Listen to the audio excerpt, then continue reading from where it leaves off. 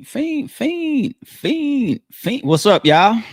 I was just playing that song in my head. I saw a news report that Travis Scott's show out there, that circus, whatever tour that he's doing, they was in Rome, and when that song came on, they was jumping up and down and mosh pitting so much that it registered kind of like an earthquake. Crazy. Like Travis Scott is like one of the goats when it comes to like these festivals and shows, and this guy be having some wicked attendance ratings. But anyway, what's up, y'all? Good morning. How's everybody doing? Welcome back to the Sharpe Podcast. It's your boy ARP, and we are here. Happy Friday. Y'all see this going around, right? The BET Awards were dropped. It's talks of gentrification going on. Fat Joe, he dropped a pretty hot take on this on his podcast with him and Jada. I think a lot of people are picking that up and speaking about it. I'm going to try to get into the weeds of a lot of the actual stats. We're going to probably use like the last 5 years of data, give y'all my take on it. But first and foremost, let's take a look at what Fat Joe had to say. And when I tell y'all, man, he definitely stirred the pot. I ain't mad at him. Fat Joe, Viacom gentrified black budgets favoring MTV over BET. That's a big accusation. Because the moment we think about BET, we think black. Let's be real this morning with this topic. The moment we think MTV, y'all think less black. Is that the most politically correct way I can say it? All right. So you see here, gentrified over Soul Train Awards. Both shows have been canceled indefinitely, right? Nobody knows the exact reasons unless you're sitting on the board of the fucking owners, right? Everybody's coming out with just opinions right now, including myself. So we'll see. BT Networks has decided to suspend both Hip Hop and Soul Train Awards as the streaming era surges. An act of racially divided gentrification in Fat Joe's eyes.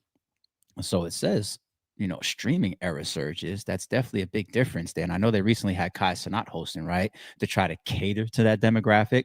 I don't think that something like that little one-off Kai Cenat hosting actually works and turns the ship towards, hey, we need to get in this world of streaming now as well. But let's listen to the hot take from Joe. BET, this is a form of gentrification, what's going on right now. Right. So I don't know if y'all really want to ask me about this shit right here, right? So BET came up as a community station for black people, right? The urban culture. And our man, Bob Johnson, took the check. He sold it, first black billionaire, whatever the case may be. He sold it to Viacom and Paramount, MTV and them, VH1 and them. Little by little over the years, quietly, they've been firing a lot of people behind the scenes in BET, and everybody who has something to say, they've been firing them and this and that. And I know because I've been working on the BET Hip Hop Awards for 3 years. Shit was like the budget, not for me, but the budget just getting chopped and chopped and chopped. And last year, I debuted my single with Khaled in the VMAs, and Katy Perry's still flying through the air in the VMAs. They still blowing out of the cannons. They still flying in the air.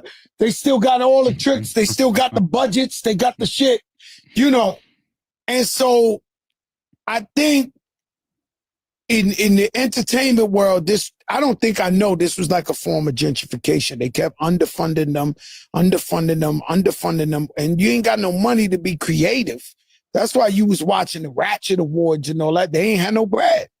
Last year we shot the last joint, and They have bread for what they want to have bread for. I'm so honored for the opportunity, Connie Orlando and the whole crew to let me host. That was one of the biggest things I ever wanted to do in my life. I look up, if I never told you, I look up to a Steve Harvey. So Steve Harvey's my guy at media that I want to be like. And so, that made me feel like I was Steve Harvey of hip hop and trying to keep it consistent. But I saw what they did to him. They just stopped the budgets. They started firing. I almost said arrested. They started firing a bunch of people who brought a lot to the table. And now we're left with, guess what? This ain't working. But nothing without no money, no promotions, no staff, no nothing works. It just don't work. You might as well have called it the Independent Awards. I agree. I agree. As far as you have to have a budget behind something to make it work. You have to have a marketing promotion. We talk a lot about battle rap on this side, right? Have some of the biggest battles. If they're not rolled out, if they're not marketed, if they're not promoted a certain way, if they don't have that energy in front of the public eye the right way, it's never going to meet anywhere near its highest potential from a turnout standpoint, viewership standpoint, sales standpoint. That's in every field, marketing, promotion. To this day, McDonald's is one of the biggest franchises in franchise history. I could still cut on TV and see some well-placed McDonald's ad that's going to make motherfuckers damn near smell the burger through the screen. Even though that's trash food, people don't eat that shit. But now he's right there. And one stat that I pulled up on the point of, because this to me is the closest point that we would have to monitor. Everything else kind of has some stats behind it to kind of disprove gentrification. We'll get there in a second. BET versus MTV. That's what I went after first. I pulled those stats up. I wanted to see the viewership of those two platforms, right? They're pretty much the same. Actually, BET is a little bit, nothing significant, but a little bit over MTV over the course of the last 5 years. MTV has definitely taken a more drastic decline, right? So MTV, I think, was at one point a little bit higher. BET continued to like steadily rise and then kind of cap off. MTV kind of came down to where BET is maybe a tiny bit underneath year by year, but they're kind of like this, right? No big different huge gap. Like it's not like the viewership year round is a billion viewership for MTV and only 100,000 for MTV. It's not like that. But if I would have saw a big disparity in the viewership, and then you hear Fat Joe sarcastically saying shit like, "Hey, you got the Katy Perrys of the world," and he's saying Katy Perry because Katy Perry is white, obviously, right? Katy Perry's getting, the marketing, the promotion, the theatrics, shout out the cannons, and they going crazy at MTV. We would be onto something because they're both under Viacom, right? So I think that is the only thing to watch. Pay attention to the amount of marketing dollars and money that you put into MTV versus BET. Now, once you take that off the table, let's slow down for a second. The word gentrification. What's gentrification? What do y'all think gentrification is? We hear it about it a lot. We see it happen in some of our like my Staten Island heads, right? We saw what happened in, was it New Brighton, West Brighton? The projects came down, nicer buildings and apartment structures went up, right? Gentrification is kind of like the process of moving out or pushing out lower income demographic or lower income families or a lower income, group of people, right? And bringing in a higher class or a higher tax bracket, demographic, right? So if I have, this whole 1,000 square foot mile radius and it's all projects like fucking Queensbridge or some shit, right? And I start knocking down those fucking buildings. And if the average person in those buildings has a yearly household income of 20,000 per year, right? And let's say there's also 30% of the residents in there, are Section 8, right? Residents.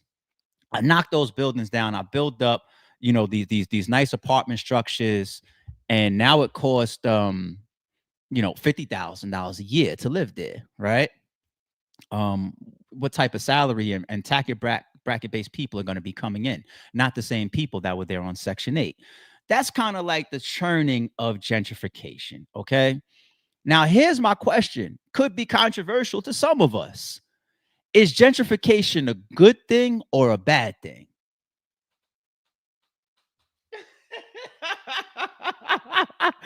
Depends on who you ask. What's the song with what is it, Jack Harlow, whatever, and Drake said that line. It's such a classic line to me. He said, "My financial motivation is based is what you making, and based on what you making is how you should take that statement." Some shit like that. He's basically saying, now, if you make more than me, you're going to interpret that line as me saying my motivation is to get what you got. But if you make less than me, you're going to interpret that line as saying my motivation is that I don't ever want to be like Drake saying, I don't ever want to be like you motherfuckers, right? Broke or whatever, right? So my financial motivation is based on your situation, and how much you making is how you should take that statement, right? So how do you take the question, is gentrification good? And we got more stats to go through for this, man. I want to try to flush this out with y'all a little bit, right? The whole thing about gentrification now, if you happen to live in an area and it's lower income, and let's say it's more of a haven for drugs and violence, and your kids is growing up there, and then the area gets gentrified, and then the crime rate comes down, the place just looks more appealing, things are cleaned up, there's a the police presence changes, the type of commercialism and stores that pop up that change. The liquor stores and the gun stores go away, and a Publix or health foods comes in. Chase Banks come in. Chase Banks is actually, I'm not saying that sarcastically, um in a lot of places, I should say, Chase Bank signifies an area that is a little bit more upscale, believe it or not. Right? It's not 1000% consistent, but if you have a Chase Bank in your neighborhood, here's another one for you guys, right? What's something that you will never find in upscale neighborhoods, but you will always find in the hood? Laundromats. Right? I'm a real estate guy, so like this is fact. You know what I'm saying? Like laundromats, you get more upscale. You think rich people or people that are making $100,000+ a year and whatnot, they're going back and forth with a laundry bag and quarters to a laundromat? I've been there, so I know the difference. You know what I'm saying? No, throw it in your clothes and come back in 30 minutes when your shit is dry and share. No, they got washers and dryers in their fucking cribs, like, but gentrification could be looked at as a bad thing because not everybody has the opportunity to make $100,000 a year, 75, $80,000 a year. Even in today's economy, that's tough still, right? Not everybody has that ability or those opportunities, right? So it depends on how you look at it. Now, when you look at BET and MTV, or the BET Awards and the BET Hip Hop Awards being cut, let's look at actual stats. And we got to take off the table, to a degree, a racism angle, right? The only way I could really go that angle with y'all, to be clear, is like what I said earlier. If I'm watching you guys spend $1 billion to promote MTV, but $10 to promote BET, and they're both under Viacom, then I have a question. But I'm going to wait. I don't see that yet, okay? So as far as BET ownership, like Fat Joe said, yeah, the guy, he said, call him Bob Short, Robert L. Johnson and Sheila Johnson, Black founders, 1980 through 2001. Okay. After that, in 2001, all the way to present, Paramount Global, Viacom, and Viacom CBS owned BET. It is a white-led conglomerate. We're not talking about the last 5 years. So when Fat Joe says things like, lately, it's been cut after cut after cut after cut, right? A white-led conglomerate has owned BET since 2001. We're talking 25 years ago, okay? And if I was, part of this white conglomerate and I was trying to defend any racist type of angles, you know what I would do? I would start pulling up stats on the last 25 years and show when I boomed BET, when I poured in a lot of money to BET, and then say, so what was your question here? Or what was your question this year in 2010? Or, you know what I'm saying? Like, so 25 years. So we're not going to do this whole, now all of a sudden white people came in and gentrified BET and that happened 3 years ago. No, 25 fucking years, people. Okay. Now let's go through some more stats. Now let's talk about the decline. Key business signals behind the suspension. Declining viewership and ratings pressure. Nielsen data reveals that television award shows have seen more than 30% drop in viewership since 2015. 30% is a huge fucking number. You times it by 3 and you're already at 90. You're already almost at 100. 30%. You know how many of us, whatever we make per year, some of us on our way to work right now, if you walked in your job and your boss said, I'm going to give you a 30% increase in your salary, it would be life-changing for most of us. What? 30%? You know, oh, how about if I say I'm taking 30%? You would leave. You'd be like, oh no, that changes my whole life. I gotta move. I can't pay my rent, my mortgage anymore. Right? 30% is a big fucking number. All right. So to have that type of decline in viewership since 2015. Now, 2000, if you purchased it in 2001 and then this type of decline of 30% started happening 15 years later, what's changing between 2001 and 2015? Well, one thing that's definitely changing is the increased viewership and people going towards smart TVs, smartphones, these content-based apps, a YouTube, right? This is literally what's happening between 2001 and 2015. Right? Huge pockets of viewership going to these social media platforms and YouTube and these smartphone apps for viewership and these smart TVs to watch TV, etc. Right? At which point themselves experience a 50% decline in 2025 alone. 50%. You see what we just did when we talked about 30%. Now 50% in 2025.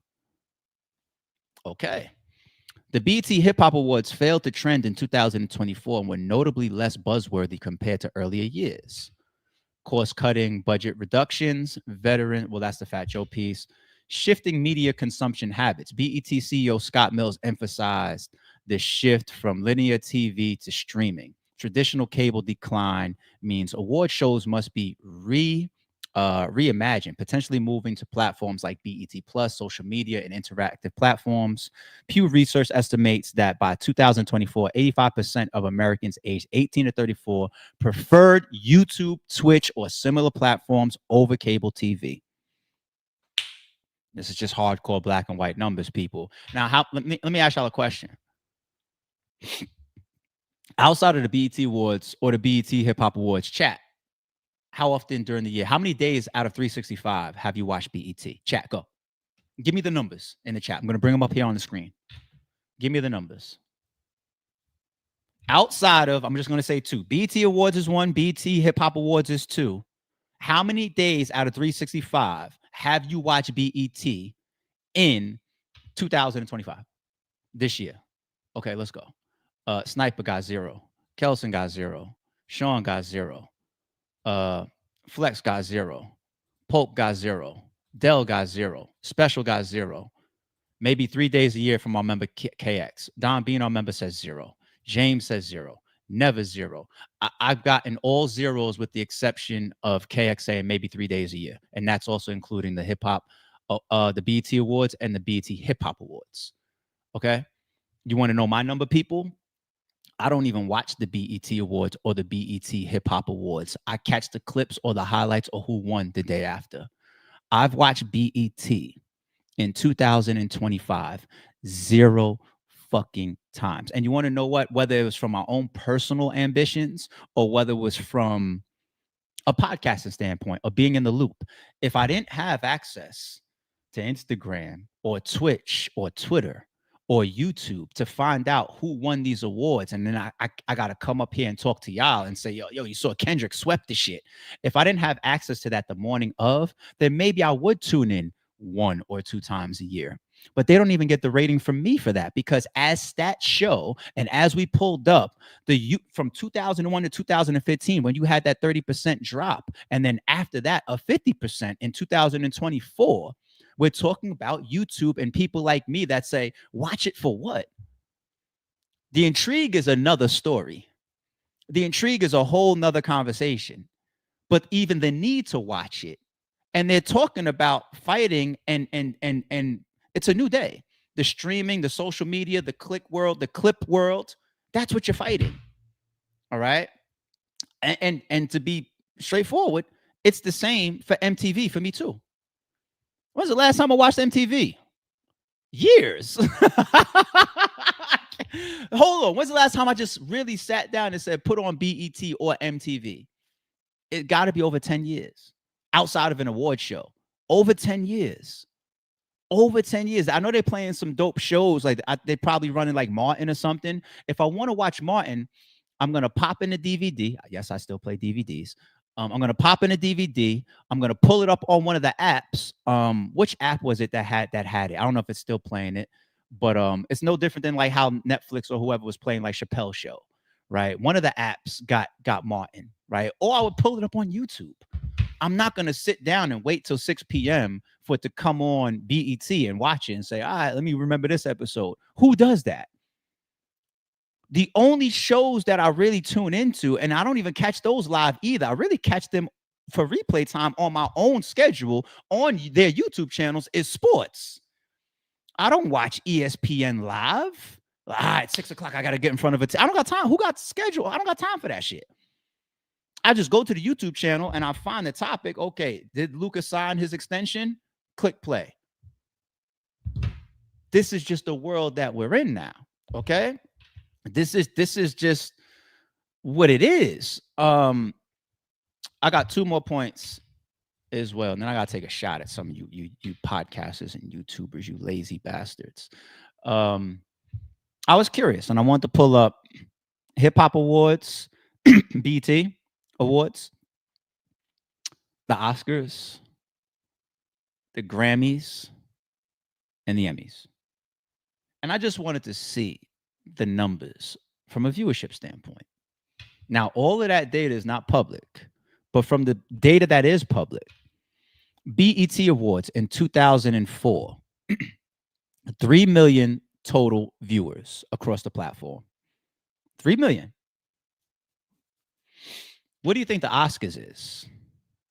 19.7, almost 20 million for the Oscars. 3 million compared to 20 million.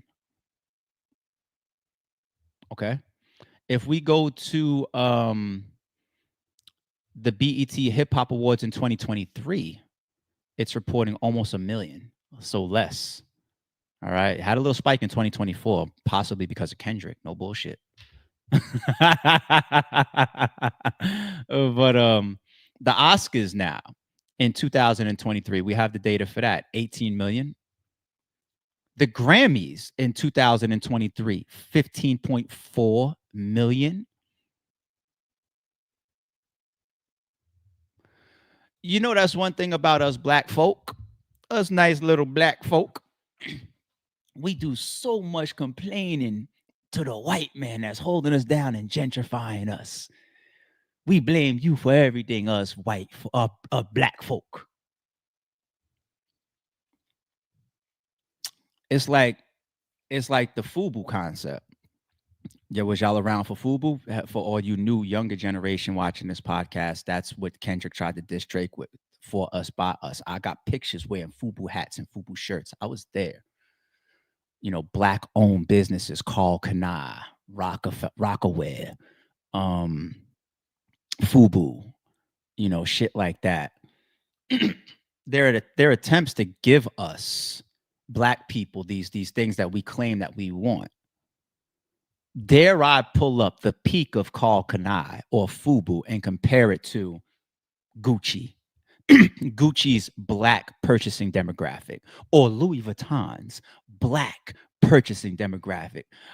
You know, I could have been an asshole and pulled those numbers up too. I could have. The point that I'm really making there is no company underneath Viacom, whether it's MTV, BT, or you go to the Oscars or you go to the Grammys, none of these companies are making billions of dollars and then waking up one morning and say, it's time to gentrify. If the money is raking in, the money is raking in. But if I'm seeing a 30% decrease over the last 15 years, you know what that is? I fought the white owners. From 2001 to 2015, I purchased this company from these 2 black original owners. And then after I purchased it, between my purchase and 2015, I had a 30% decrease of the numbers from when I purchased it.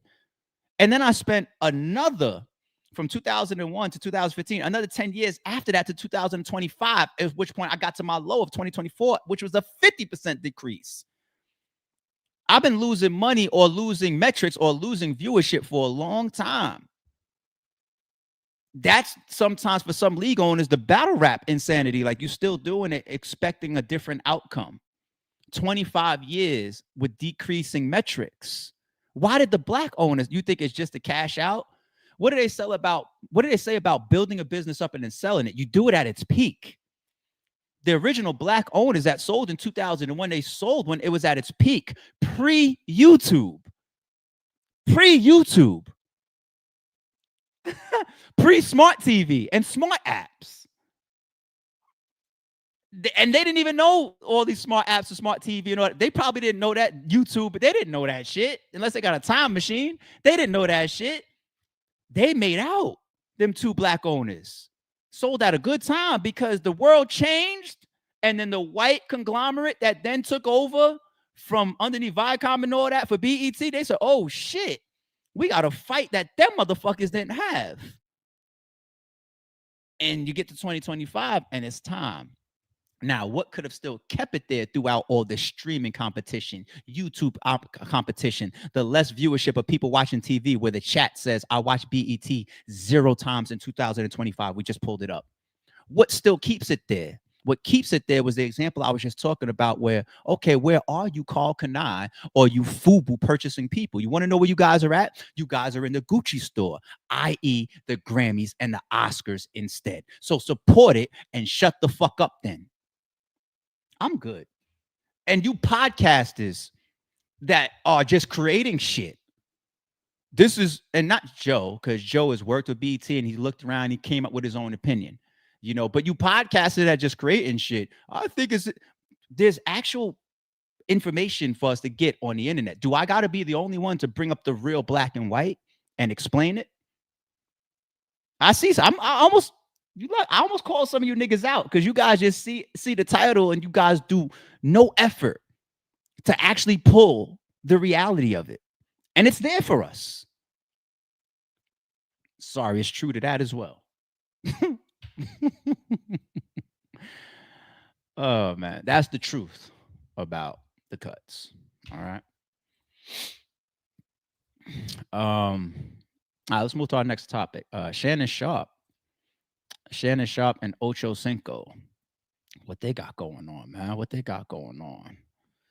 Hold on. Let me my bad. Let me take that down. Let me pull it up over here. My bad. Let me bring that back up for y'all. Okay. See this headline, people? Shannon Sharpe, Chad Ocho Cinco, and Shay Media, 20 million defamation lawsuit dismissed. Let's read some of the details. All right. Defamation lawsuit has been dismissed according to Lauren LaRosa. As we previously reported, Gille, who went viral at the Usher concert, claimed the two falsely reported on her marital status after the clip made headlines. Court filings state that the case was dismissed without an award and fees or costs to any party, meaning no one was ordered to pay. LaRosa says sources advised that a resolution was reached outside of court. In a statement, Gille said, "We look forward to future discussions about the positive contributions Mr. Sharpe and I both make to the community. I wish him and his family and his business endeavors continued success." Okay, so if that is her public statement, I wonder if something that they came part of some of their, coming to terms or seeing eye to eye behind the scenes is what we set up here, which is like, shorty, if you really are having these community efforts going on or whatever, and they have this huge platform that would make you even think that you deserve 20 million because they're that big, then why don't you work with them to push some of the stuff you got going on and say, hey man, y'all did that to me, but let me come on your platform and interview. Put me on Club Shay 3 times in 2026. Make it work, make it cordial, make it cool for everybody. Everybody wins type of shit. $20 million being filed in the first place. I don't know if that was a scare tactic. I don't know if somebody told her that, yeah, we deserve 20 million because they said that you got divorced and you never. Now, if it caused the divorce, different story. If it caused you to lose a job or lose some money, different story. But if it never was even true and it just and you up there sucking on cherries. Anyway, we already covered this a couple times. So the 20 million was never justified.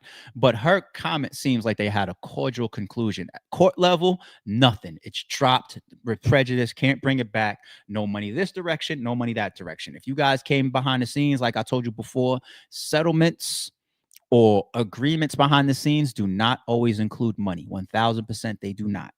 Okay, so they could have had something cordial and left it at that. And if I was Shannon and Ocho, honestly, I would have reached out to her after, because you never know if we could have got together and had a conversation and said, look, man, I know you sent emails saying take it down, and you saw that they were ignored, and then a video was set to private, which makes you feel like, oh, they ignored. Okay, I got something for y'all. That's not me and Ocho. Those are our handlers. That's the network. Those are the people behind the scenes running the channel. If I would have knew Shorty, you know, I'm on it. You know, if you would have DM'd me, if I would have seen it, you know, we meant no harm. We was just out here doing a podcast. We saw the video of you gobbling on the cherries. We said, oh, you know, she got divorced after this. And then it went viral.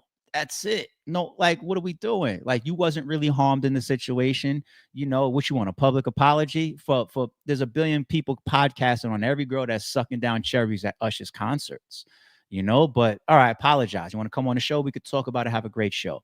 You know, I'll pay your way, a little vacation to the show location, put you up in a 5-star hotel. Let's talk about it face to face, do it for the fans, shake hands. And now we have an established relationship. If you ever need something media promotion wise, tap my line.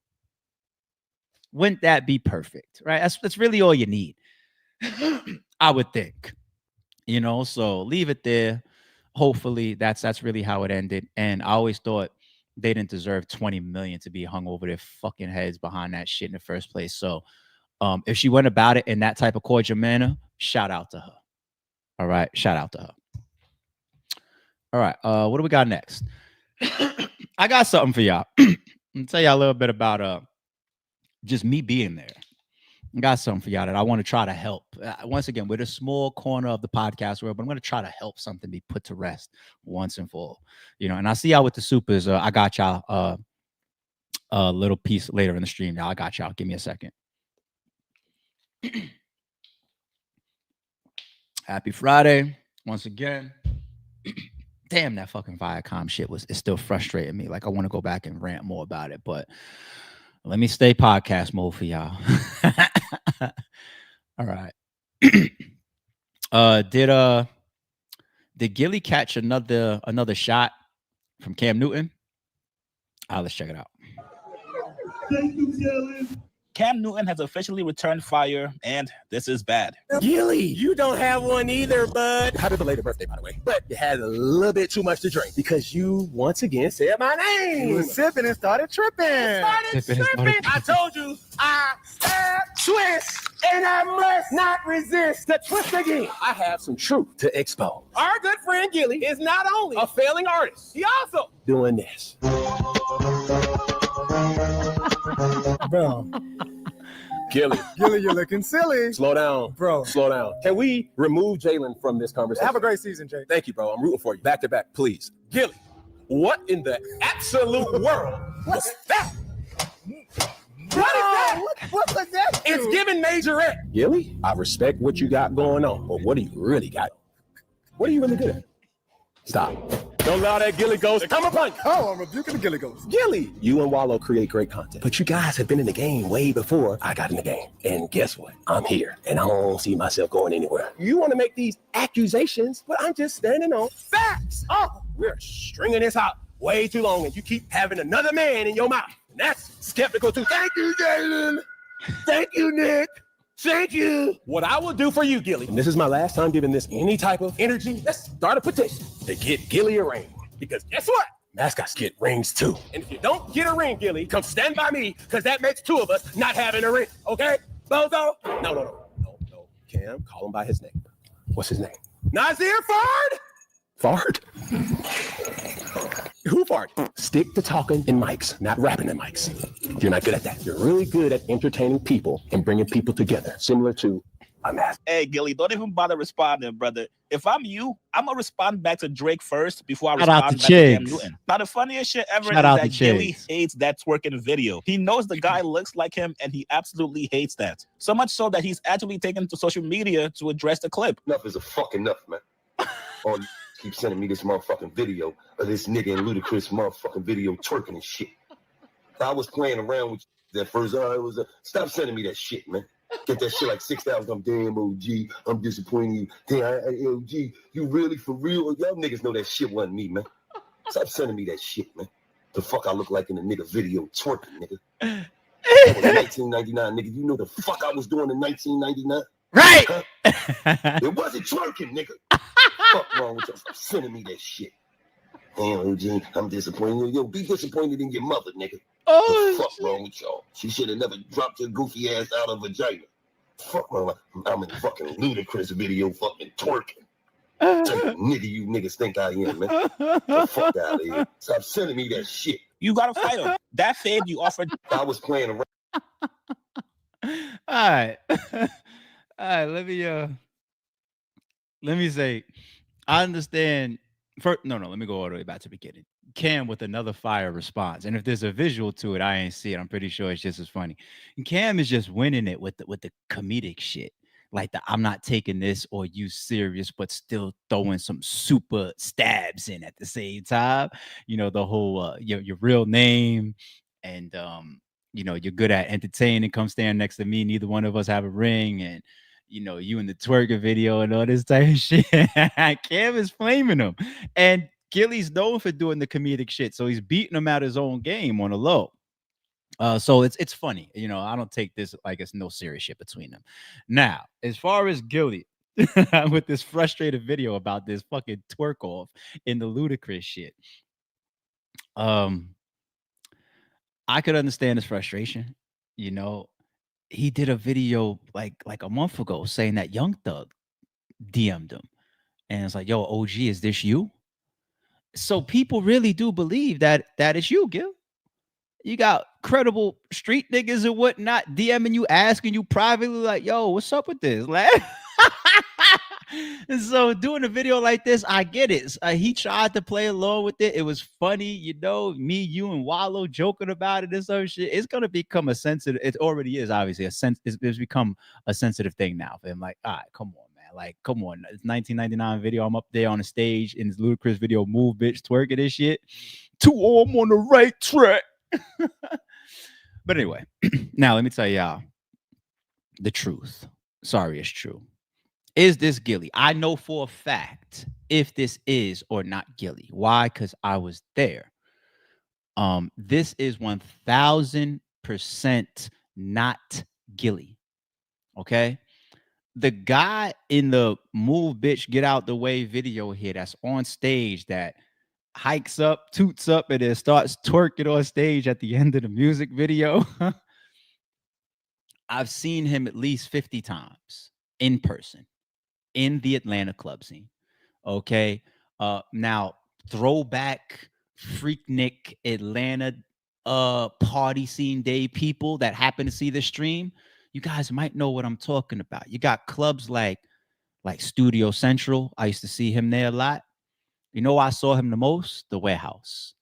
The Warehouse was a club. I don't know if it still exists or not, but the Warehouse was a club that was like hood as shit. Hood as shit. I got stories outside of the Warehouse that's just like could have been deadly. Like, I would never go to a Warehouse type club at this part of my life. But when I was young and in that Atlanta party scene like that, the Warehouse was a club that would promote flyers to say like in before 1 a.m. for free if you got gold teeth. I'm not making this shit up. This is real promotions. And I had like bottoms. My man A, he had tops and shit. And we would fucking get online and show the fucking party from the front. And got my goals in. You in for free before 1 o'clock. It's real stories, real shit. I'm not lying. And this guy was very popular in the club scene around those times. Now we're talking like literally 25 years ago, 2001, 99, 2000. That guy was very popular. And I seen him like I said, like 50 times. Now, I'm not trying to justify it. It's a topic within itself. You just got to put on your mature hat to hear me out. In Atlanta, around this time period, 25 years ago, it was literally acceptable for the men to be dancing like this. I didn't create the culture. Don't blame me. Don't shoot the messenger. Here I am, a New Yorker. A New Yorker. I went to Atlanta for college. When I got to Atlanta, I was culture shocked by a lot of things. I was culture shocked by strangers saying hello. I'm from New York. You say hello to me on the subway, I think you're trying to line me up. There's a lot of culture shocks I had when I got to Atlanta back around this time. Freaknik era and all this type of shit.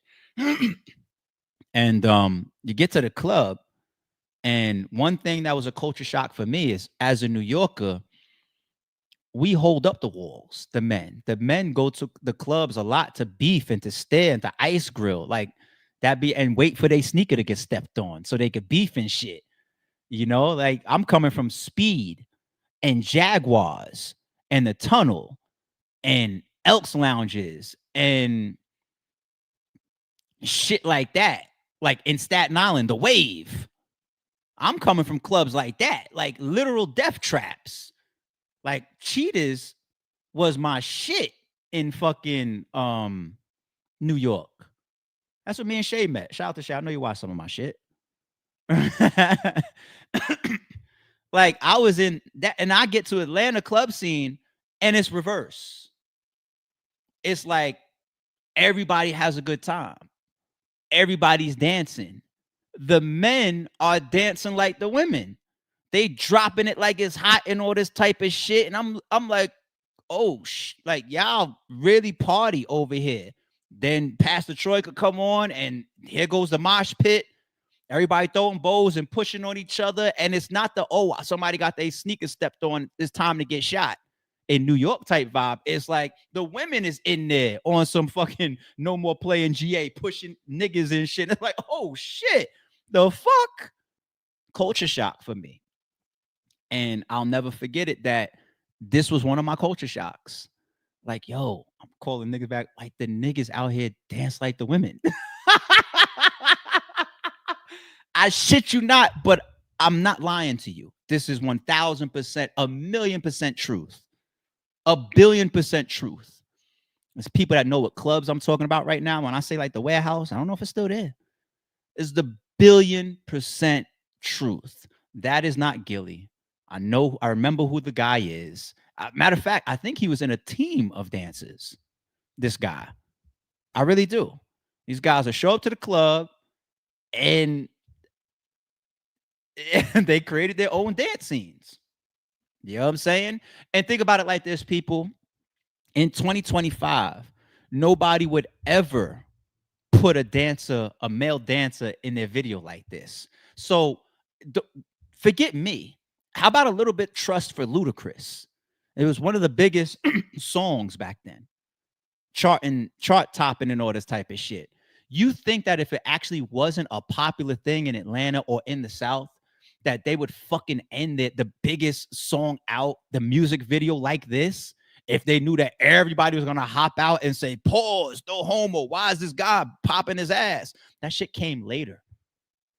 Like especially urban environment, hip-hop culture, Black people. We got way homophobic and all that type of shit and pause and all that type of stuff later. Okay? They wouldn't do this in a music video today, but back then it was acceptable. That's why he put it in the fucking video. All right. Sorry, it's true. Just being real. So I got you, Gil. I got you. But Cam still got you on this one too, though. All right. I'm telling y'all the truth. All right. Kodak Black is in the thumbnail. Let's check out his lawsuit. There's a lot of lawsuit stuff going on in today's stream, huh? It's 2025, the year of the lawsuit. Kodak Black shooting victims demand $10.6 million. Attorney says you're not getting a dime. Violent videos. All right. The two men suing Kodak Black, claiming they were shot alongside him during that ill-fated Justin Bieber hosted Super Bowl after party in 2022, are trying to score a $10.6 million default judgment But the rapper's attorney says it's just a shameless money grab. Kodak's lawyer, Bradford Cohen, tells TMZ Hip Hop, "We are not paying them a thing. It's us who are the victim of illegal assault by these two men." Cohen highlighted that Kodak was never properly served, and they only found out about the lawsuit yesterday when a media outlet reached out to them. That's literally how I found out that URL was suing RBE. DNA Tooth posted it, which made me feel like somebody fed it to DNA Tooth. You know, dead serious. Like that happens sometimes. So it's like that's a valid thing. Like, ain't no default judgment because I didn't even know about this shit. That's a real thing. The incident was a wild, wild west scenario that luckily resulted in no casualties. Kodak, Mark Schaefer, and Adam Rahman were all shot outside the Night Sky nightclub in Hollywood after Super Bowl, after whatever number that is, ended in the streets filled with crowds. We're going to take a look at a little bit of the footage. You see a guy here that they're circling and pointing out with a gun. Cohen says they allege Kodak initiated the altercation that led to the shooting. There is video evidence that shows Kodak running to the scene of the fight to help people getting beaten up when the gunfire starts. Kodak gets shot, and so they are suing the man who got shot. I don't understand. Wait.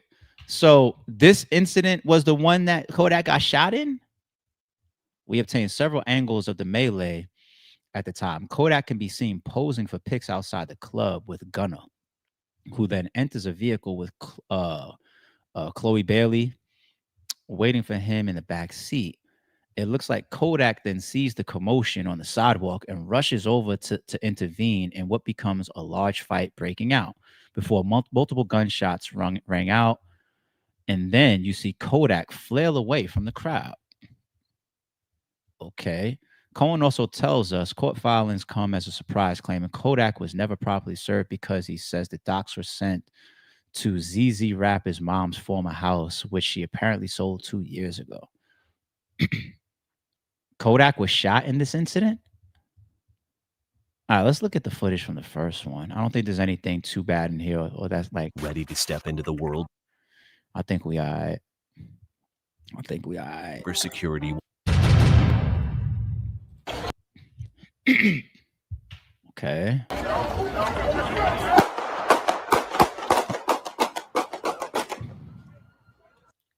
Kodak ran like the shooters ain't with him. You know, I don't mean to laugh, but if this is Kodak right here and like the light brown or whatever jump in, and I don't know who he's jumping in for. That footage you can't really tell.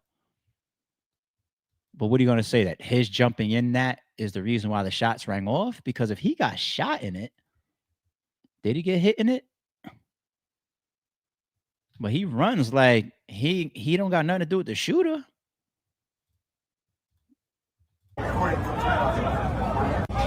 Not saying that in that moment that he's supposed to know who the shooter is. You know, it could be one of your homies, but you're not sure. Okay. I'm very surprised also they're not going after Justin Bieber in today's world because it was his after party. You know how it is these days. Justin Bieber too, you hosted it. You're the reason why I went there. And you invited me personally, liar. All right, what about this one? Bag up. Let's go, man.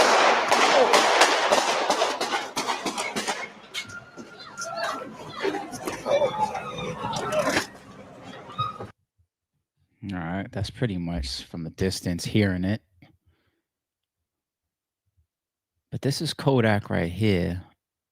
This guy in the pink looks like he's throwing a punch. And this is somebody with looks like a gun in their hand. And whatever's going on underneath. What's this right here with Kodak in it again? I seen a couple people that was in. Let's take a look at that. What is that? Hey guys. Say one, let's go. Kodak. 1, 2, 3.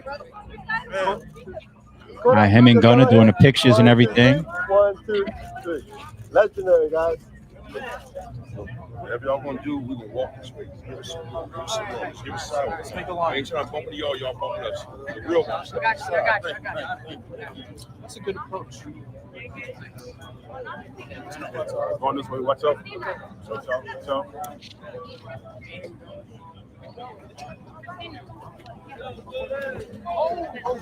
Whoa, shit! What?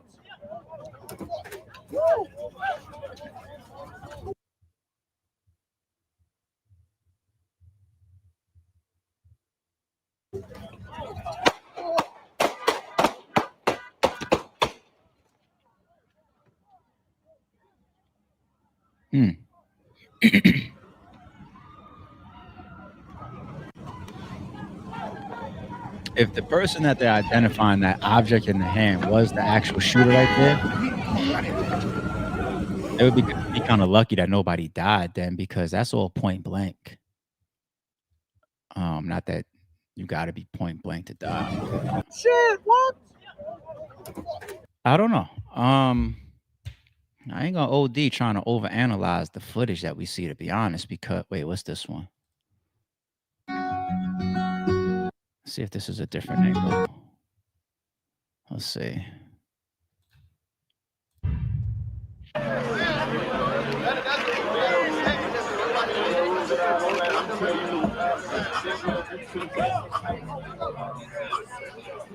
And damn let outs, B.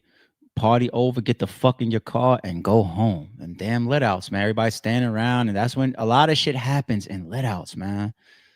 Damn, I done been involved in a bunch of shit that's just because you just there after the after. Go to your car. Damn.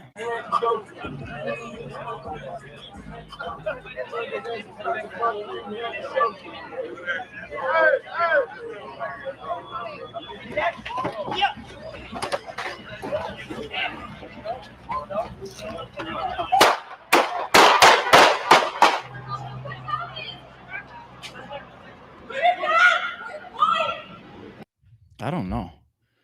I don't know. If he got shot in this melee, I don't know. There's no footage to me that says Kodak is the reason why the shots rang out. How do we know that your friend isn't the one that shot you? Like, I don't know. But $10.6 million they want Kodak Black for this. I just don't see any. I don't know who's responsible for what from the footage that we got. I'm keeping it 1,000. We gotta leave it there. Let's take a look at the paperwork. Checks and balances. If we find the paperwork, maybe in the paperwork, the accuser says things like what led up to the fight, the person that was arguing. Maybe they know these details. Why they think Kodak Black jumped in. If Kodak Black hit somebody or hit the actual person that is filing the lawsuit. This is how it started. I know, like, I don't know. If we find the actual civil lawsuit filed about this, that'll be the details that we want to read. Because these videos right here, it doesn't show me who you're gonna blame if you're trying to sue somebody for $10.6 million. Is Kodak Black one of the people that jumped in? I saw a bunch of people running over there and jumping in and moving around in the melee. Maybe he was running over there to help somebody and defend somebody. It looks like he's standing next to the gunner, taking pictures on some after-hour shit, being a celebrity, bunch of cameras and flashing lights in his face. He sees something going down, and he runs over there. What if he was going over there to help somebody? I don't know.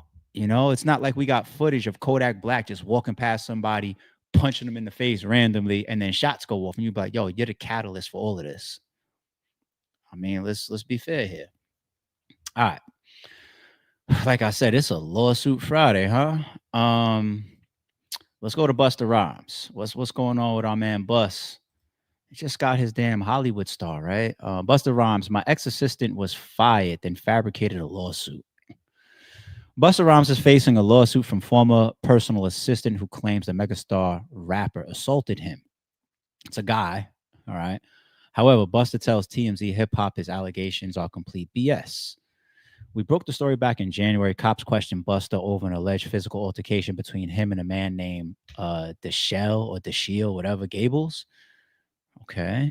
Busta ultimately wasn't charged, but Gables is preparing to host a press conference in New York later today to announce a lawsuit against the rapper for wage theft, emotional harm, and assault and battery. A press conference. Dude, if you got something, just file it. I mean, I don't know. Maybe a lawyer feels like the press conference is the public tactics to actually have this man's public reputation have that type of pressure on it to settle or, I don't know, react accordingly or in favor of you guys. Press conference. All right, Tony Busby. But Busta tells TMZ Hip Hop, I have been made aware of the claims made by Gille Gables and completely and categorically deny these allegations. For a very brief period, Gille assisted me, but it did not work out. Apparently, Gille has decided to respond by being let go by manufacturing claims against me in an attempt to attack and damage my reputation. That's kind of what Fat Joe is claiming happened to him. Ex-hype man, I fired him. Now here comes a lawsuit. I didn't get paid. By the way, I don't know all this stuff about you and these underage girls. His shit is way more complex, of course, but the timing is interesting. Busta recently received a star on the Hollywood Walk of Fame and starred in a Naked Gun reboot opposite Liam Neeson. So they're trying to say, like, it looks like he's made some more money lately. So you know what? Now's the time to file because these charges were never sought after by the police back in January.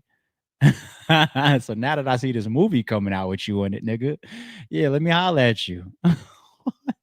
Busta continues, I look forward to proving these allegations false and preparing a countersuit, which I'm confident will expose this for what it is. An attempted shakedown by disgruntled former assistant. Ultimately, I am certain the truth will prevail. Gables is scheduled to hold his press conference in Columbus Park in Brooklyn Thursday. This scenario is just heating up. The countersuit thing, we see people say that Fat Joe obviously is countersuing the guy that's suing him. Countersuit's definitely a tactical thing. Definitely a tactical thing. Like in my lawsuit that I had that was well known in the battle rap world, I was holding my countersuits because they were not time barred yet. They didn't pass the statute of limitations. So I wanted to see everything that I needed to see and be patient and see if I wanted to then say, okay, now it's my turn, right? Sometimes people go right away with their countersuits, and sometimes countersuit for countersuit pushes both people towards an amicable settlement, depending on who's got strength in certain positions, or whatever. There was a countersuit between Norbs and URL, right? It's publicly on the docket, but a lot of people didn't speak about it.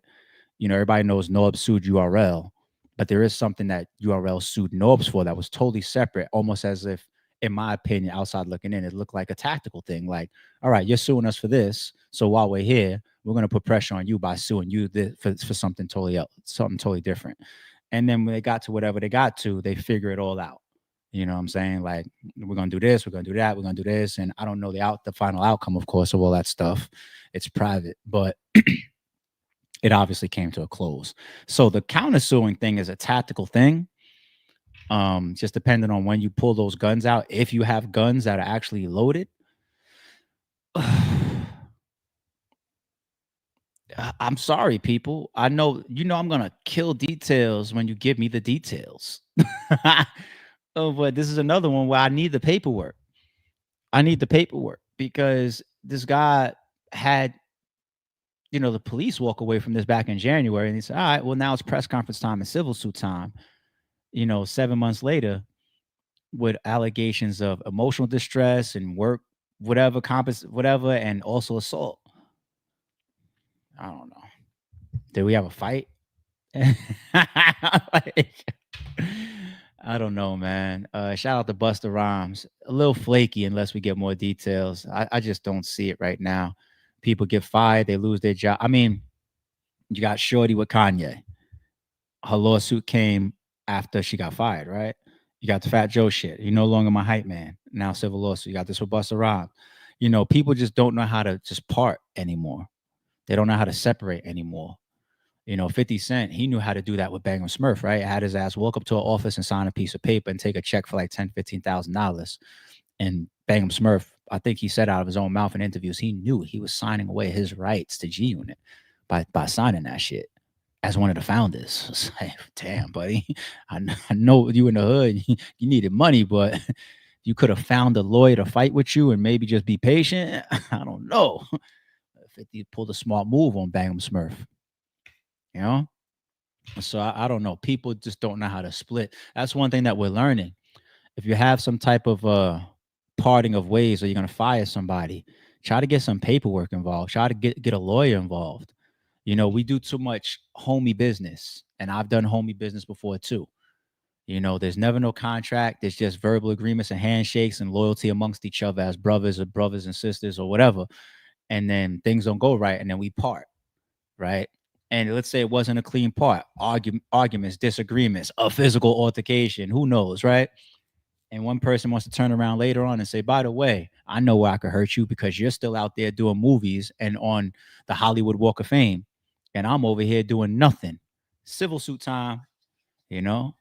Whereas this was like, look, man, we're not working out on tour together no more. You being my hype man or you being my personal assistant. It's not working out. I'm going to give you this $5,000, sign this piece of paper, and we're going to go separate directions, 50 Cent Bangum Smurf style. And then none of this stuff could ever happen. You know, you have to find a way to part. Some people say URL should have parted in that type of way with Norbs. This is a known alleged partner, owner, whatever, allegedly, right? And it's just like, yo, you're fired, get out of here. You know, but Norbs he has things that he could come back with now. Instead of saying, yo, man, we just want to give you $50,000, you know, and say thank you and everything, but this ain't working out no more. You know, like we just want to shake hands. And those might be like, word, I'm fired.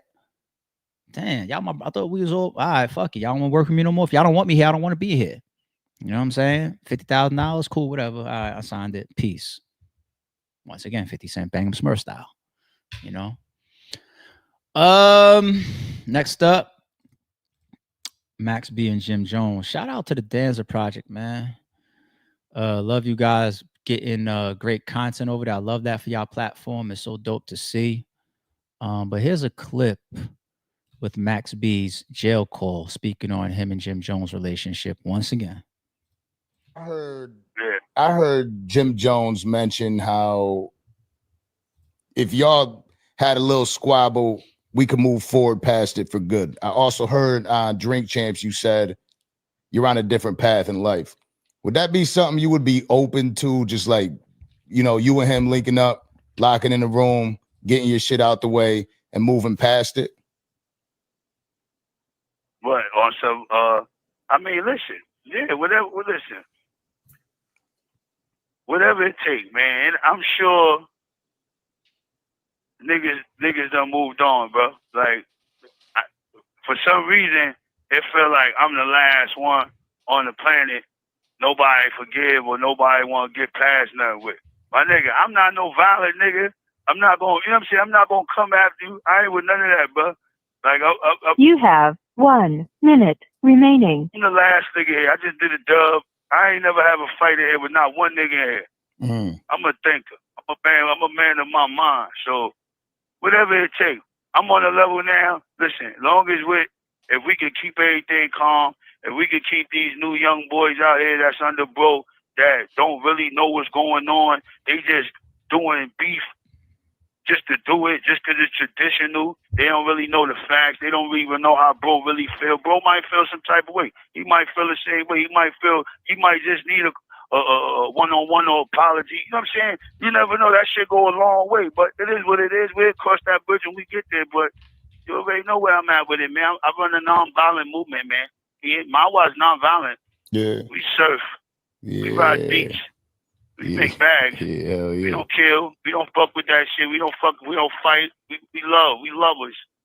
I heard Jim. So I was pulling up in the background. Max B is now 47 years old, and he served close to 17 years incarcerated from this situation. And he was in jail even before this, right? Yeah, when he got all hot with Burgay and everything, he was coming home from something else, right? But he served about 17 years, 47 years old. Jim is 49. Nobody want to see y'all locked in a room. Y'all are too old. You know what I'm saying? Like, at that age, man, The only fights you should be having is like self-defense or in the midst of something, right? If you 49, or unless you're in a boxing ring and you're getting paid for it and all that type of shit. If you 49 and 47 and one person is coming home from serving 17 years, you guys should not be orchestrating like, yo, you want to know what? We still got a problem. So let's get up in this room and you know, move this furniture around. And no, you know, some things could have happened in the past. We was all there. We seen how nasty their beef was and the things that were being said, and they're pulling up on each other. They had physical altercations, them two hitting each other's cars, and or there a lot that happened between them, right? It was real beef. It wasn't no little play DVD stuff. It was real stuff that was happening. And then you got blackballing allegedly and money and hurting each other and I'm stopping your albums from coming. It's a lot of stuff that happened between them. And I'm the proponent of we don't never got to shake hands. We don't never got to get along. I'm never going to like you. You're never going to like me. That does not mean that I want something to happen to you or I want to do something to you or we have beef. I just want to live out my life and stay over here. That's it. And that could be totally fine for them too, right? It shouldn't be no, I'm coming home. And I like Max's energy there. Jim, he has his own ambitions towards how all that shit happened and his wife and the drama and the fights and everything. And maybe he's on some old, nah, fuck dude. You know, there was interviews while Max was in jail. Well, he still is, but you couldn't even ask. I think Queens Flip did. Was Queen Flip one? There's a couple of people that just asked Jim Jones about Max being, and Jim, he kind of like lost his mind, lost his cool and shit. You know, couldn't even be asked about him. Right? I get it. So if it's for life, it's for life. I'm totally fine with that. But Max's energy is just like, man, anybody trying to lock in no room with this guy. Like, if that's what he needs, then whatever. But I'm past. I'm not even violent. I ain't trying to fight. How could you not honor that? Jim should see something like that and be like, all right, cool. Once again, I don't want to see you. I don't want to shake your hand. I don't want to be your friend. I don't want to do a song with you. I don't want no kumbaya with you. But I don't got no energy towards you past that. It's all good. You stay where you at and I'm stay where I'm at. That's it, man. He might be, you'll probably be 50, at least 50 by the time Max comes home. Like, gotta let time heal certain factors of it. Like, let it go. Wait all this time. And then y'all both go to jail because Max finally came home. Nah, it ain't that. Well, I shouldn't say it ain't that serious. I don't know. I'm not neither one of those guys, but it just after all this time, it just shouldn't. You just don't need. I don't see the benefit in it for either one of them. All right. I got a couple quick ones for you. Who is this guy? This is why I only got to spend 3 minutes on him. I don't know him. Some of y'all do. So shout out to Checks and Balances on this one too, I think. I don't know this guy. Popular Houston artist 650 Nook arrested by the feds for his alleged role in a string of bank robberies. BZTV and Dallas Global. Here he is right here holding a whole bunch of money. Mugshot says captured. The other FBI Houston fugitive is Gerard Terrell Smith. He's wanted for bank robbery. Smith lives in Houston, but we believe he travels to other states to commit bank and ATM robberies. We're offering a $5,000 reward for information that leads to his arrest and conviction. The other FBI Houston fugitive. And so he made the 1, 2, 3, 4, 8, 10. He made the top 10. The Houston most wanted top 10 list. Here he is in the bottom corner right here for bank robbery, banks and ATMs. They say, huh? Okay. It's him here. I'm gonna be careful with some of the music. But flashy music videos, of course, music videos never tell a tale, people. Sometimes there's props, sometimes there's fake money, sometimes there's fake jewelry, sometimes there's green screen, whatever. Music videos do not convince us of nothing. We've seen people do music videos in IKEA to act like it's their kitchen. You don't know whose cars these are in the background. But the thing about being a rapper is the image is just as important as your reality, right? The perception is just as important as your reality. So You know, if your sell is the Lamborghinis and the cash throwing of what we're watching right here on screen, and you don't got no legal income or the music ain't generating this type of money for you to live this type of lifestyle with the houses and the cars and the jewelry and the women, all this type of shit, you might go figure out another way to go get it. I don't know. Houston, y'all let me know in the comments. Is he a guy that had like a failed career and then started getting into bank robbery? Or did he shock all of Houston? Like, oh shit, he just got arrested for bank robbery. And then which makes y'all feel like, oh, this is really how he was trying to get his money up in the first place, to do pictures like this from bank robberies and ATMs. Houston, y'all let me know. Either way, if I'm robbing banks, I'm damn sure. What's the point of saying it? I'm a broken record. What's the point of saying it? It's an old story, but if you haven't seen it, I felt like playing it. Just a great story of one of the most self-centered human beings in self-centered history, if that's even a thing. A friend to the podcast, of course, right? So there was this artist, and this artist wanted to go out to the club with us. Like, so, you know, huge artist. So I'm like, all right, cool. Meet me at my crib. We're gonna go to the club. It's turn up night. You know, it's gonna be another artist in there performing, and that artist song was the #1 song in the country. I'm talking about going crazy. Yeah. We get in the club. I make sure we got the whole section full of women. So the person in there, he looking around. The song come on. The other artist is on stage. Start singing a song. The whole building erupts. I'm talking about it erupts. Like everybody, girls in our section, they going crazy. I look over to this person. I'm talking about not a smirk, not a head nod, nothing. But the next time I turn back to look at the person in my section, they gone. I don't see him. I'm like, what this nigga done went? I look up. The nigga is on the DJ booth, right next to the artist that's doing the song. And he just like this. The nigga, when the song goes off, the nigga takes the mic. Takes the mic. So I'm thinking this artist is about to do some songs. I'm like, okay, yeah. He got the itch. He's like, man, you know, some artists they got to get some of that. They got main character syndrome, like main character syndrome. But I can read it all over this person's face. Get the mic. I'm thinking he about to do his songs or do some shit. I'm like, oh, this shit crazy. He's about to go crazy in here. Yeah, main character syndrome. The nigga goes on a 45-minute rant. Don't keep trying me. I'm talking about saying all of everything that about nothing. Nigga, when I go up on the Grammy stage, it don't matter. The Lakers play there tomorrow.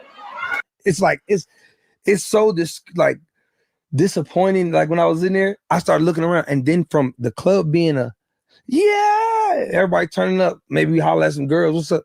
It went from that to looking like the waiting room in hell. That's what I felt like it was. Like, like everybody turned into psychopath people. The topic of what his rant was about was like, what the fuck? In that club, there's a secret area. There's like a resting area you can go down at the club. So I said, I'm going downstairs. I'm gonna chill. I'm gonna go smoke this blunt downstairs. Whatever we doing, boom, boom. This nigga gonna stop talking sooner or later. So, you know, I'm gonna go back up there afterwards. Yeah. I'm down that motherfucker for about 20 to 30 minutes. And all you still hear is half of the girls is gone. The last thing I hear, such and such ain't stick they finger in my booty. I don't even play that way. That bitch ain't never stick her fingers in my hand. I don't play like that. So there was this artist. Yeah. And the most self-centered person in self-centered history be. He's such a sad man. And the thing is, you know, almost anybody else, 99.9% of that club does that. They get their asses whooped. They get dragged off the stage. The mic gets cut off. Whatever. Security grabs them. But it's Kanye West, one of the most famous people in the world. So it's just like they just let him do it. You know? They just let him do that. And that's one thing about being a self-centered, arrogant asshole as well, is abusing your power. Right? Because I can, I'm going to stop this whole club for 45 minutes and just talk about me because I can. You know, He's such a piece of shit. He is. All right. Did this one come out of checks and balances? Did y'all see this one? Just when you think you've seen it all, people, I'm telling you. Queen, you have 0.3 seconds to explain why your story is so good that I should not pick you. Because he died. God. Because he died. He's dead. The nigga is dead. Because of me. So I was talking to this one dude. We was talking when I was hella young. Like, he was like, low-key my first love or whatever. One day, he had gave me his account password and he had logged me out. But I had like my email and number on it. So I logged back in. And I seen all the bitches he was texting. Mind you, he lived down the street from me. So I was like going at it with myself, you know, just find my demons. And I told my brothers. And my brothers, they wasn't tripping off that. So I was like, I need to find a better lie. After I told my brothers, I had walked to his house and I had cussed out his mama. Mind you, his mama didn't understand nothing because this was my first boyfriend. He was Mexican. His mama spoke Spanish only. So I'm sitting there cussing her out. He has a lot of brothers and they had kicked me out the house. So I walked back, beat myself up. I had a black eye because of myself. They told my brothers he did it because why would you do that? And this is a true story too. And his name, Isaac Larambe. Long live that boy. But nah. You told his brothers, and what did your brothers do? Oh, I told my brothers, they had went back over there. His brothers was going at it with my brothers, and boom. But free my brother, though. Your brother shot him? Yes, the case is over with. How many years did your brother get?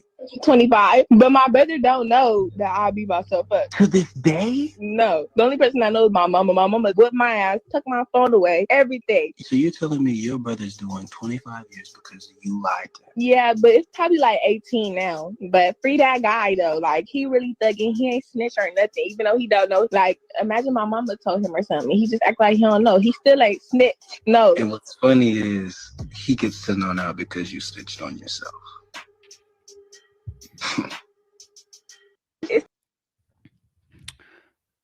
I hope they go get her. I do. Damn, ARP. No, leave me alone. I hope they go get her. Because you are responsible for one man losing his life and another man losing his freedom for 20 plus years. Art imitates reality, people. You know, that thin line between love and hate shit when Shorty's sitting there mashing the door on her shoulders and bruising her face and hitting herself in the face and all that type of shit so she can go to the cops. You know, this is real shit. There's women in the world that'll do that shit. You know, fake injuries. Almost makes me think about that clip we watched the other day of Charlie Clips's ex, allegedly, because you've already shown yourself to be the crying wolf type with those type of text messages and the faking of the crying online videos that you were doing, allegedly. So then when you ended up with that big knot on your head and you're talking about this neighbor and everything, your uncle went to chase him and blah, blah, blah. Like the uncle went to chase the neighbor that already lives. I don't know. How did you get the knot on your head? Allegedly. But yeah, there's women like this in the world. What's this one? This one is definitely from Checks and Balances. I remember this one this morning. I saw in y'all chat, man, or our chat. This is my nigga too. I ain't gonna lie. This is my nigga. It's my man, son. It's my homie. Hollywood star Al Pachino at 82 has announced that he is expecting his fourth child with his 29-year-old girlfriend.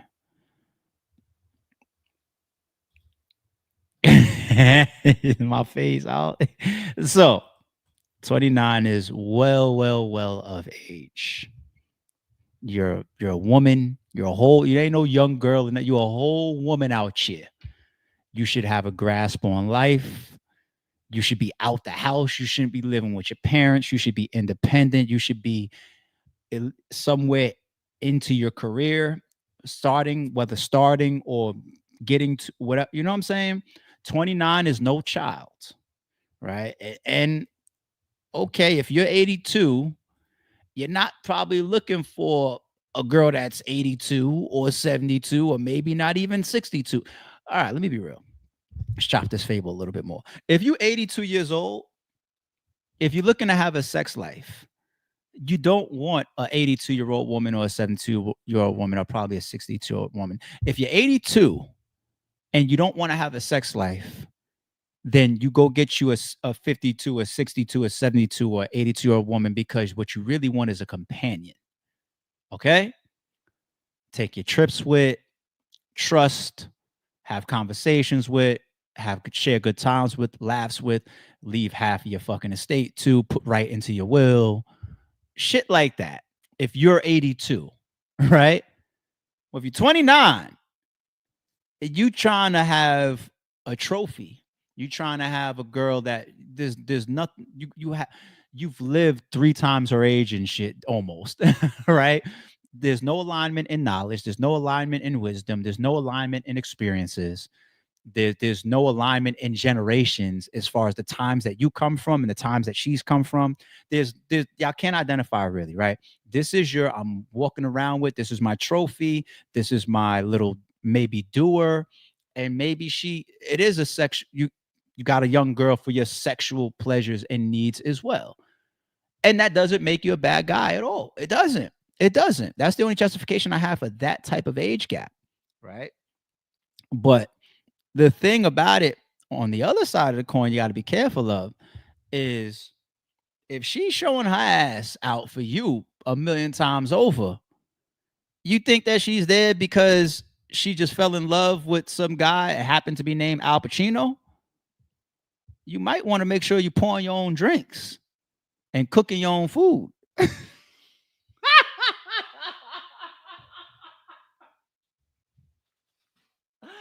Yo, ARP, did you really say that? Yo, she might be waiting for you to go. Real shit. Real shit. She might be there to state her claim whether she gets married or not. You could still, you take up residence at certain houses. I live here. It's paid off crib, $50 million crib. I live here because I've been here for the last 2 years. Even if I'm not married to this man, I'm taking up residence. Like, I was just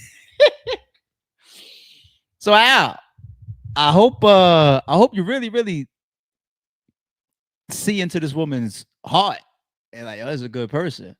Because ain't no 29-year-old gonna be with your 82-year-old ass for nothing. So maybe y'all are both getting something out of it. I get my 29-year-old little young morsel. You get your financial security for the rest of your life. If y'all call that an even trade, so be it. Okay, I didn't even mean to turn that into a mini topic, but shout out to Al. Okay, shout out to Al. If she was 21, I would have felt away.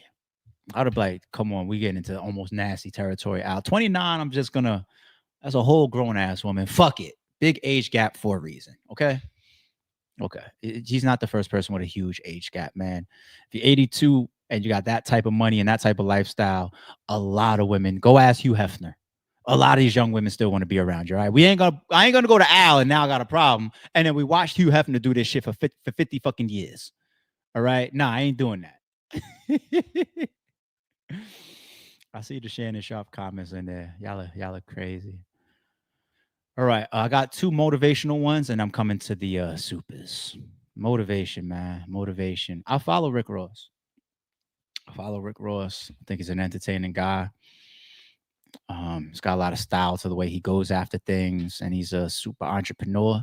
And we found out earlier this week that he is worth more money than 50 Cent currently. That shocked the fuck out of me. But anyway, rapper Rick Ross adds $35 million Star Island estate to his portfolio. Is this the place that we was watching him build all last year and shit while he was beefing with Drake? Oh my God, look at this shit. Look at the location. Star Island, duh. But I expect more from the kitchen for $35 million. I ain't gonna lie to you. This gotta be a staged picture. This can't be final product picture. There's no fucking way. There's no way. For $35 million, no way. And why you got this little flat screen TV there? No. This is not the type of kitchen that constitutes a $35 million crib. It's a nice kitchen, but no way. No fucking way. Sitting, viewing, and it almost looks like an entertaining room. Got a bar here, pool table, of course. Now we talking. This looks like a master bathroom. Look at the Look at the sun exposure here in the ceiling. A lot of glass, step up tub, marble everywhere.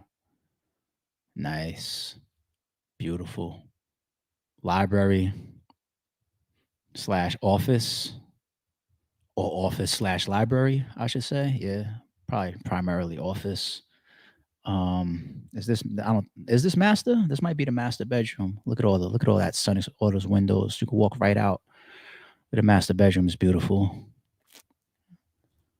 Living room, fireplace here, high ceilings.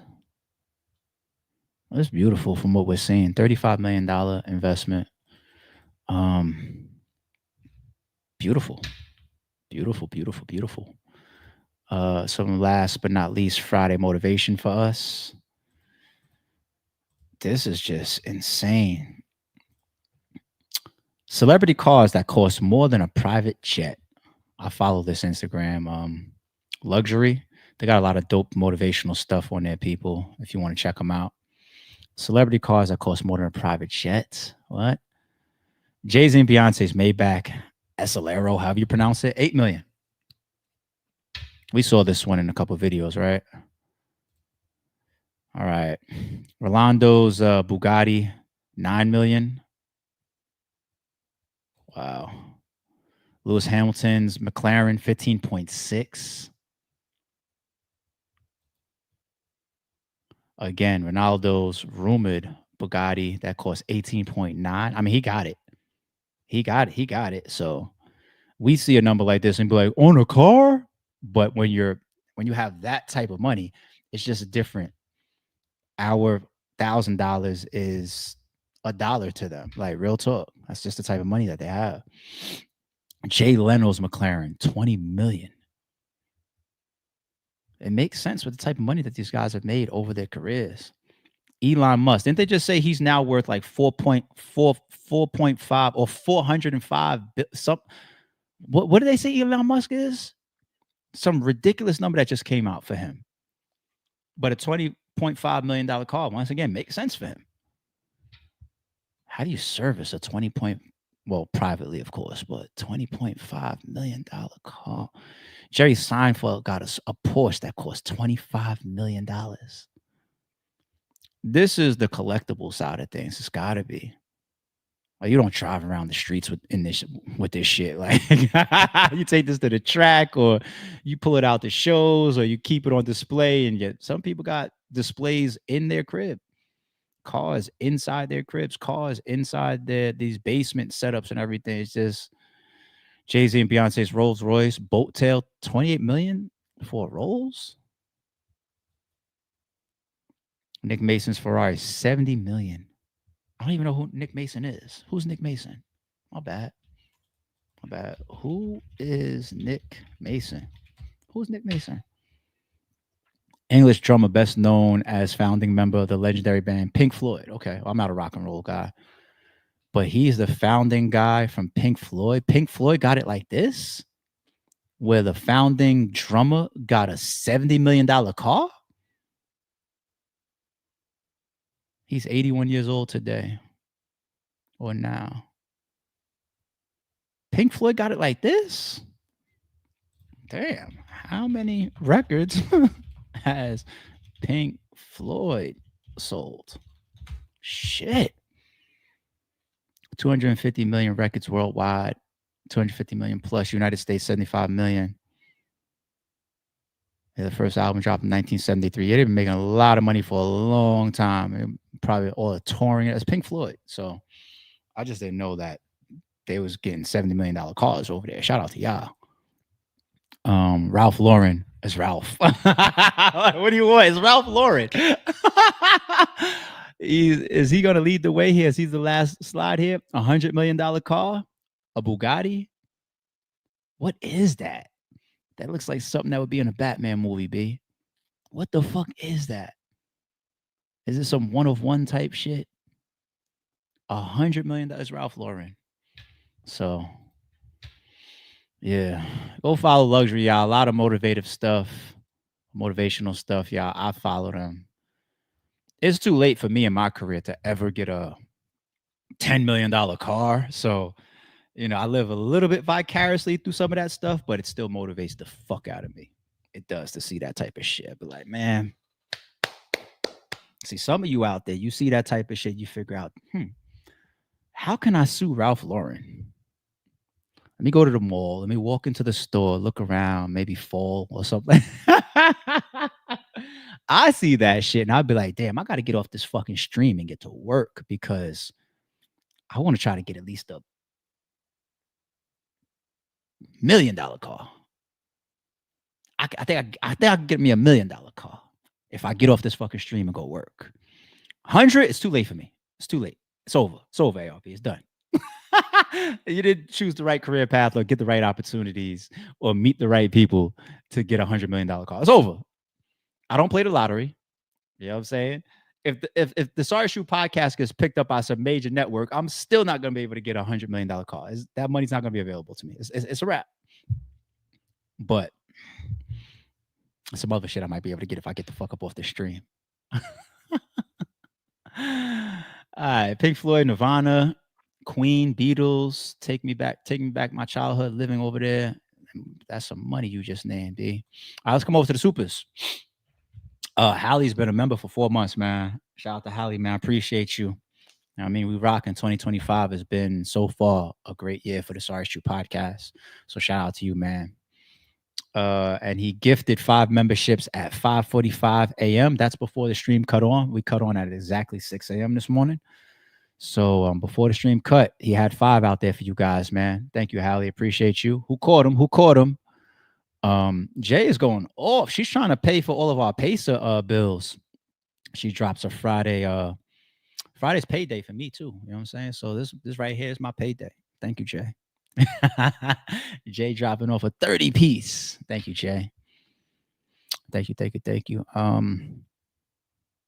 I saw a comment. Let me say this real quick too. I saw a comment on one of the videos. It was within like the last 3 weeks, or was it on the stream? It's definitely within the last month. I saw it. I might have said it on stream.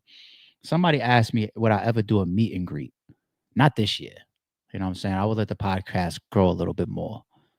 In 2026, would it be dope if we did like a live show, a meet and greet?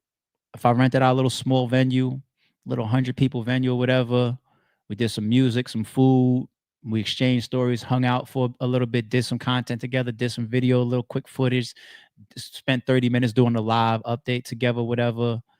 Would that be cool? Would that be fun? I don't know. I already got to figure out a Christmas gift for all the checks and balances people. You know, it's like 10 of us, so I can't go too crazy. You know what I'm saying? A little $50 Roblox gift certificate or something like that, maybe. I don't know, before Christmas. So y'all could put it towards Christmas, maybe. You know what I'm saying? Give it away to a kid. But I gotta figure something out in 2026. Might be cool to do something. I don't know. We'll see.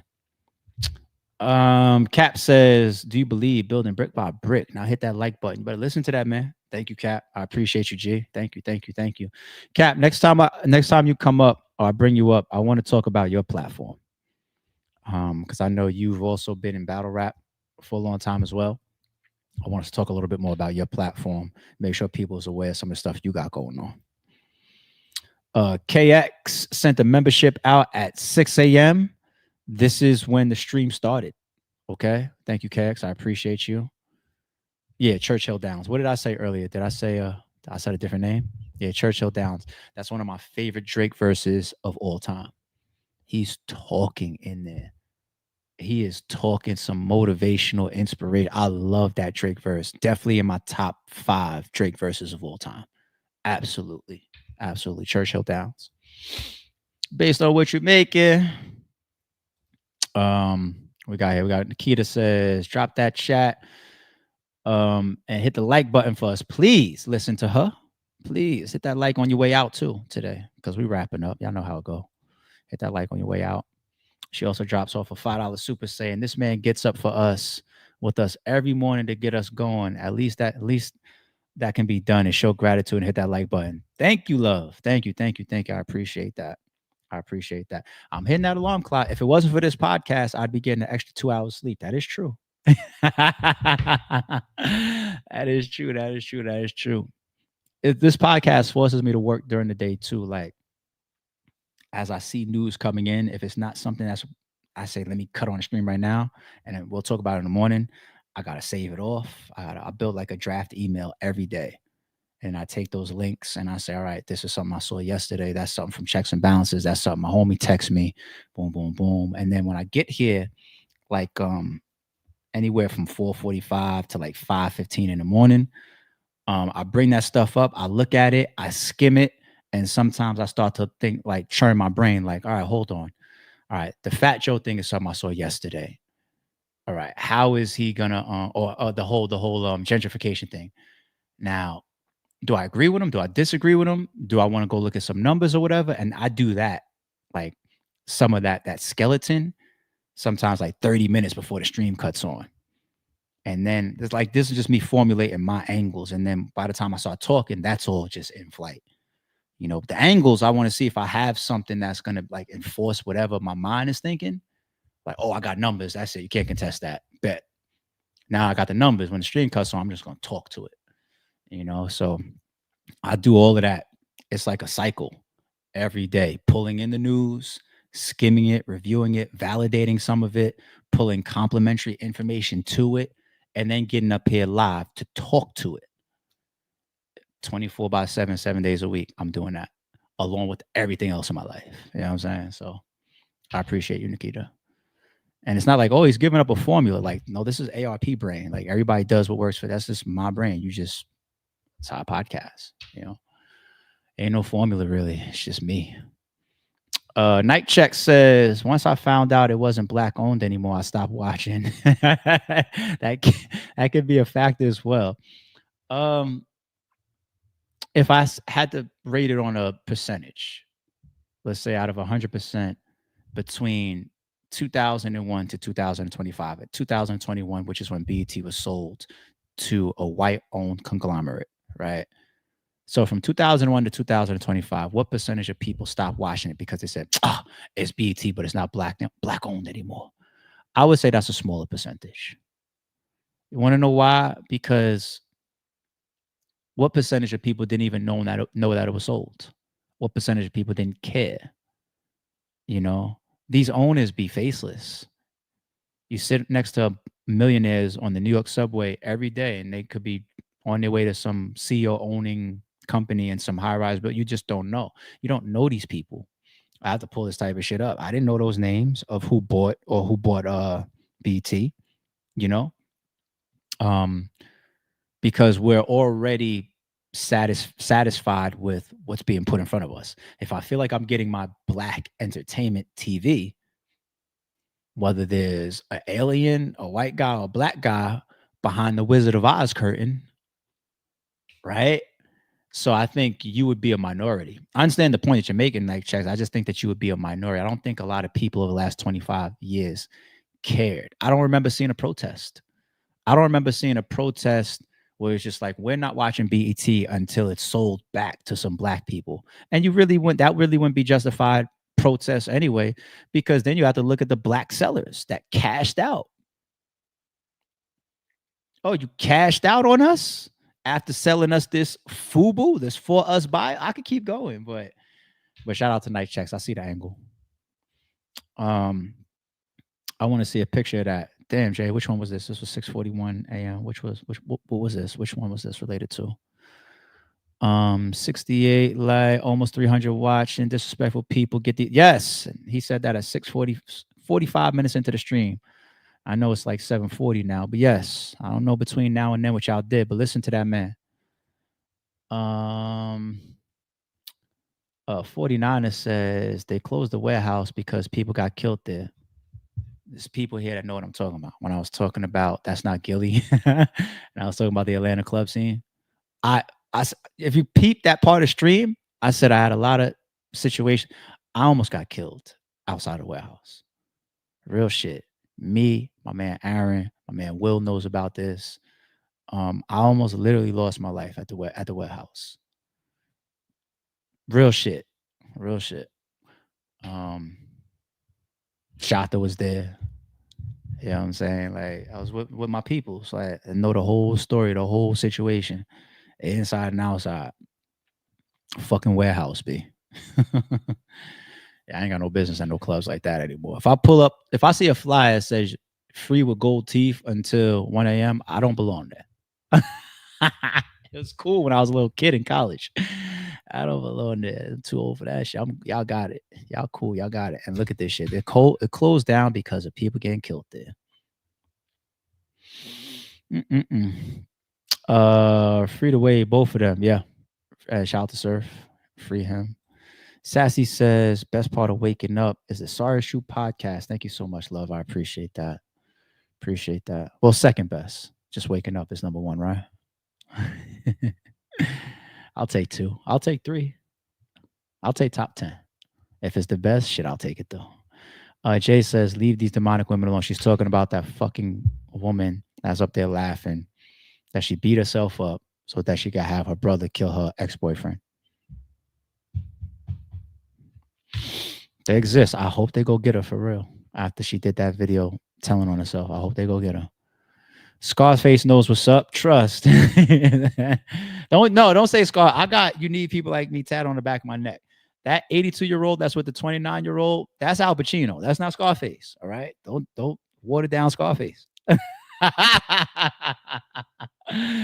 Al Pacino, all right? Don't try to mix it up. You better wake up, Pink Floyd, classic gems. Yeah, I'm out the loop. I ain't gonna lie. A lot of rock and roll and all that type of stuff. I'm out the loop. Keep it 1,000. But dude had like a $70 or $800 million car. Yeah, I learned something new today. Jay says it's not over. A lot of these wealthy people did so later in life. Still time. Yeah. Now, I know I was being a little sarcastic. It is based on odds and based on my trajectory and the path and the things I've already done and the things I'm currently doing. I can bet money I'm not going to get $100 million car. I'm not going to get to that. No fucking way. But in all seriousness though, Jay, you are absolutely right. And that's what corrupts a lot of our youth is, and I was the same. You don't see further into life. You don't see yourself in your 30s, your 40s, your 50s. Al Pacino is 82 years old, probably getting every sexual pleasure that he has in his mind performed by a 29-year-old. And man, point being, that man is still look at. I'll use a better example than Al Pacino. Look at Diddy. Diddy's in his 50s, right? Diddy's in his 50s. That man partying like, where do you get the energy from? Like, is it Red Bull? Like, how does he do it? The shit they was explaining during that trial of like 72-hour long freak offs and shit. It's like, what drug is that? And now I know Coke speeds you up and shit, right? Allegedly, but it's like, damn. They say Coke will speed you up, weed will calm you down, and what else? They say, what was the movie Crank? Was that shit that cranks people up? Gotta have some type of formula. 72-hour freak offs. Point being, these guys are living it the fuck up. Living it up. You know, and when you're young, you just don't see yourself there. You think that being 35 or being 45 or being 55 is old. How old is Shaq? Shaq, every time I come on the video, Shaq is goofing around and playing or on some yacht with some fucking Instagram model, or I catch him in public and he's tearing up the mall. How old is Shaq? These people are living. So yes, I feel like, what's the stats again? A majority of millionaires are not in their 30s. What majority? Well, I don't want to use millionaires. I want to use like 10 million plus. What majority of people that earn 10 million plus are in their 30s or younger? It's going to be a low number. I know it. 10 million plus per year are in their 30s and make up a small amount. I knew it. Give me the number. Give me the number. IRS says, give me the number. Where's the number? It's less than 10 to 15%. I knew it. I know it. And you want to know where that 10%, 10 to 15% is actually getting a boost from recently? Places like content, where you get like the Aiden Rosses. I don't know how old he is, but let's say like a Kai Cenat and all this shit that, these you got a lot of young influencers and these type of people and TikTok, these platforms providing opportunity for these young people to come in. You don't have to be a 20-year lawyer now to, you know what I'm saying? Or a surgeon. You could be a 18-year-old influencer on TikTok and get to that type of bag. So I think that within the last 5 years has pushed that number. And if I would have looked that number up 2015, it would be like, shit, 5% of the world is older than 30 that earns more than 10 million per year. Right. So Jay, yeah, you're right. People got to pay attention to that because you have so much life to live. God blesses you with health and avoiding the traps and type of shit that can knock us up out of here. And you got all that life to live. All that life to live. So it's like, I'm old as shit. And that's why I tell you all the time, get my ass on this grind because I want to live a lot more. I don't want to say that I lived half of my life yet. Ask yourself that question. If you are 40 on the dot, and if you want to live to 80, then you've only lived half your life. So how do you want to be financially set for the next half of your life? Some people at 40 already have their careers, kids, house, car, all that. And then somebody says, this is only half of your life that you've lived. We are taking you to 80 with today's modern technology, as long as you stay away from all the bullshit and try to take care of yourself. Damn. Where I'm going to be getting my money from 70 years from now? Retirement, businesses set up, savings all this type of stuff. Depends, So very important gem right there, Jay. I appreciate that. You putting a spotlight on that. Thank you, Jay. I appreciate that. Thank you. Appreciate you. All right. On a Friday, hour and 45 minutes in. Shit. You try to say, well, at this point in my life, I'm not worried about financial gain. I'm just trying to maintain what I have and actually enjoy living. If you get to a certain place of comfort, maintaining could be an absolute successful goal. There's nothing wrong with that. Now, I could argue this. Like if we were sitting face to face, I would debate that. I'm a natural born debater. I would debate that with you. I would say that's a beautiful thing, Jay. Maintain what you have, be humble, enjoy life. But I would say any mentality of complacency, because some people say complacency is akin to sometimes failure or failures, right? Never be complacent in life, in anything. Even if you're not trying to say, oh, I want to turn this business into 5. Just never allow your mind to be complacent. For example, I have friends, that might ask me like, yo, where you stay right now? Is that it? You're going to stay there?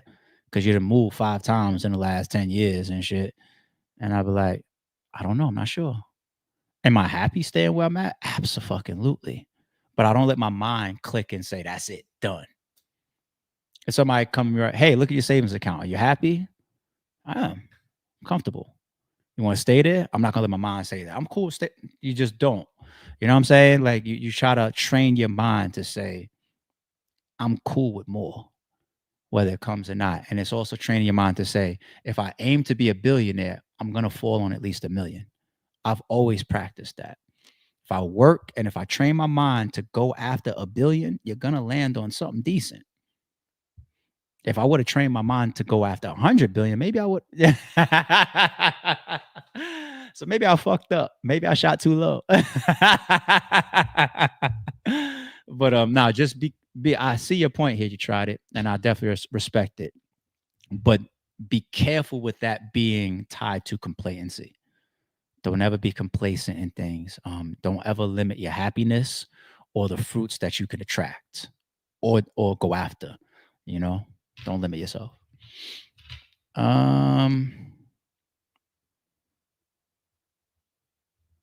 There you go. What am I still talking for? Y'all got it. Y'all know what's up. All right. So I'm out of here then. I appreciate y'all, man. Enjoy y'all Friday. We'll be back ASAP. You know how it go. It's your boy. Don't confuse silence with work ethic. I'm a boss making decisions, my first fetish. The verse cherished is perfect, that's a reverse blemish. I dropped it, connected the block, learn Tetris. This is the Sorry It's True podcast. Welcome to the house of. And shout out to the members.